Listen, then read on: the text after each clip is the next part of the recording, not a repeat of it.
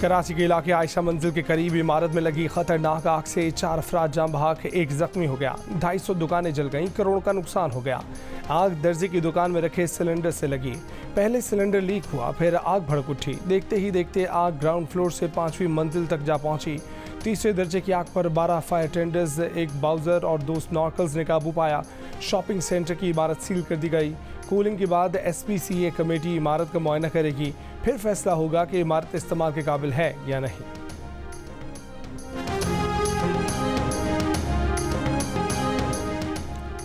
Mayor Karachi Mustafa Wahab का कहना है कि शहर के 4 मुख्तलिफ मकामात पर इमारतों का मुआयना शुरू कर दिया है। कराची में फायर सेफ्टी के बगैर इमारतें नहीं चल सकती। जिन इमारतों की मंजूरी सेफ्टी सिस्टम के बगैर दी गई, उनके खिलाफ कार्रवाई होगी।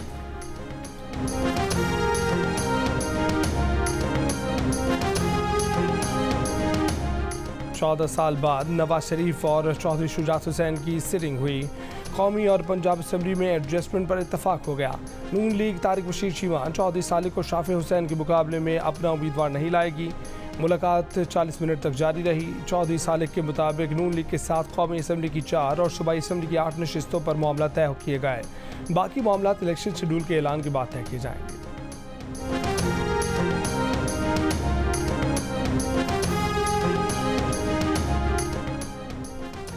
निगरान वज़ीर आज़म अनवारुल हक काकड़ ने कहा है कि बानी PTI और उनकी पार्टी पर इंतख़ाबात में हिस्सा लेने पर अभी तक कोई कदगन नहीं।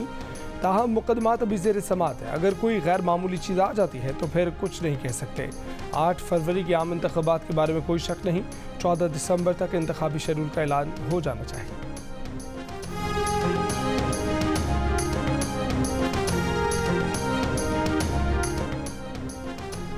इसराइली फ़ौज का गज़ा पर 2 माह में 10,000 फ़ज़ाई हमले करने का दावा। इसराइली ज़मीनी फ़ौज खान यूनिस के बस तक पहुँच गई। हज़ारों फ़लस्तीनी घर बार छोड़कर मिस्र की सरहद के करीब रफ़ा जाने पर मजबूर।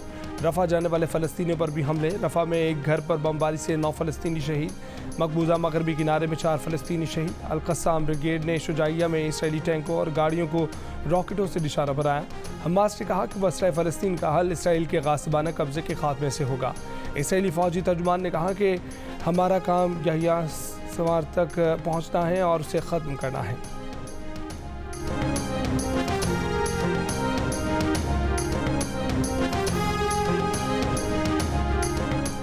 G7 रहनुमाओं का फ़लस्तीन इसराइल तनाज़े के 2 रियासती हल की हिमायत का अयादा। G7 ग्रुप के वर्चुअल इजलास के बाद एलामिया जारी कर दिया गया। कहा कि 2 रियासती हल फ़लस्तीन और इसराइल को मुनसिफाना देरपा अमन के हासिल के काबिल बनाएगा।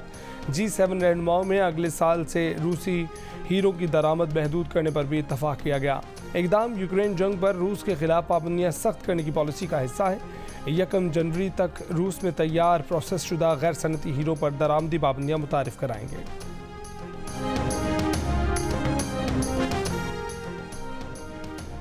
और अमरीकी शहर लास वेगस की यूनिवर्सिटी में फायरिंग, कई अफराद के ज़ख्मी होने की इत्तला। पुलिस ने बताया कि मुश्तबा हमलावर की लाश मिल गई है। फायरिंग का वाक़या university of Nevada Las Vegas के कैंपस में पेश आया।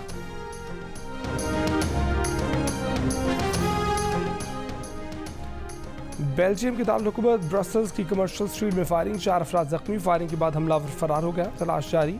पुलिस के मुताबिक वाक़े में दहशतगर्दी का कोई सबूत नहीं मिला। COP28 सरबराह का आलमी इस बरादरी पर मौसमियात मुज़ाकरात मुश्तरका बुनियाद तलाश करने पर जोर।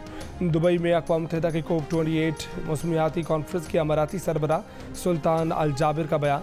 कहा कि अक़वाम अपने कम्फर्ट जोन से बाहर निकले, मुतवाज़िन नताइज के लिए मुश्तरका बुनियाद तलाश करें, मुआहदे तक पहुँचने के लिए समझौते के आज़म के साथ काम करें। और कैनबरा में 4 रोज़ा मैच के दौरान दिन शान मसूद 156 रन्स के साथ इनिंग्स बढ़ाएंगे। पहले रोज़ पाकिस्तान ने ऑस्ट्रेलियन प्राइम मिनिस्टर 11 के खिलाफ 6 विकेट पर 324 रन बना लिए।